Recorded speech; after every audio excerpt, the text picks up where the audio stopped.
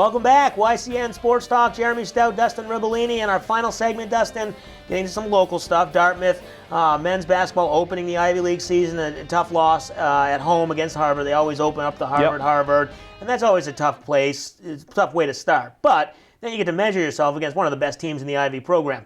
Okay, young team, new coach, obviously. What is the outlook for this season of this team? Can they get to the fourth spot, or is it going to be kind of, let's just get some wins under our belt? It's going to be tough, and you heard Coach McLaughlin say after the Harvard game, we're not Harvard, we're not Princeton, we're not Yale. We're trying a new thing here. We knew coming into the season with a young team implementing a new system, this team was not going to win the Ivy League right away. It's going to take a few years to get his players in there and his schedule and his system flowing with everybody. I think a positive outlook or an optimistic outlook for this team is maybe that 4 or 5 win mark in the Ivy League, because we know how good Harvard is. We saw it this past weekend over at Lead Arena. We know how good Princeton is. We know how good Yale is. So it's going to be hard for him to get a lot of wins. They're going to have to win the games at home, Brown, Cornell, Columbia, the games that they should win, maybe try to steal a few on the road. So I see him more in that 4 or 5 win range, kind of 6, 7 in the Ivy League. It seems like there's 4 teams at the top, whether it be in whatever order: Harvard, Yale, Princeton, and then Penn. Penn's kind of middle of the road in the there. Middle of the pack. So those teams will kind of take up the top 4 spots. It just seems like this team, they don't have a lot of inside game, and that seems to hurt them, especially against Harvard, where Harvard just had so much size, and unfortunately, Evan Boudreau had to be guarding the guys inside and kind of got a little bit of the short end of the stick on the offensive and defensive ends of the court. It just seems like when they're shooting well, they'll beat anybody. But like you hear it all the time, live by the 3 and die by the 3, and they're dying right now. This team's going to have to shoot the ball well to win. Like you said, Evan Boudreau is really their only inside presence.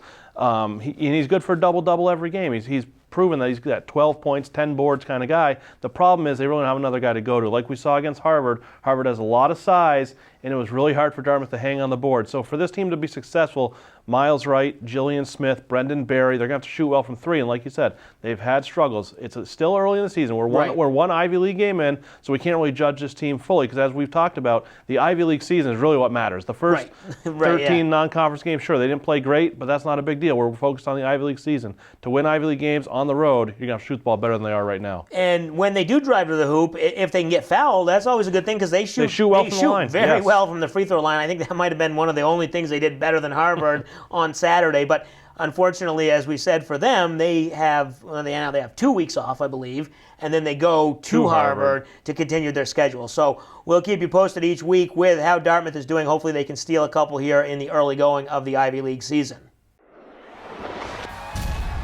YCN Sports Talk Picks of the Week are brought to you by Salt Hill Pub, with locations in Lebanon, Hanover, Newport, and Newberry.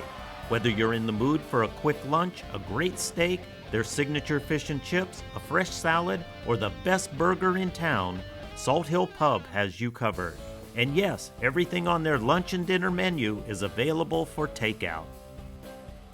All right, here we go, our picks, and this will be the final week. We have 4 games, probably the 4 best games, so it's not too hard to beat me at this, so I'm sure you'll be able to do that. Let's get right to it. First game, Seahawks and the Falcons. We talked about a little bit. Atlanta at home, about a 5-point favorite right now. Like we talked about, I think the Falcons are being overlooked by a lot of people. Their offense is great. Defense not great. At home, going to go with the Falcons here. All right, I can't really disagree. I think Atlanta, I actually think they'll get to the Super Bowl, but it's a little foreshadowing. Oh, next week, there you go. Yeah, right. I'll take Atlanta on that one as well. Houston and New England, not really a surprise here. Yeah, I just don't think in the end Houston's going to be able to do enough offensively. Osweiler in and out of the lineup. Right. Decent game last week, just too inconsistent. New England rolls. Right, and also, he was playing the Raiders last week. Right. The defense is a little questionable. New England on the road. I'm going to take the Patriots at home to win that one. The big game in the AFC, Pittsburgh, Kansas City, not Mile High, Arrowhead Stadium.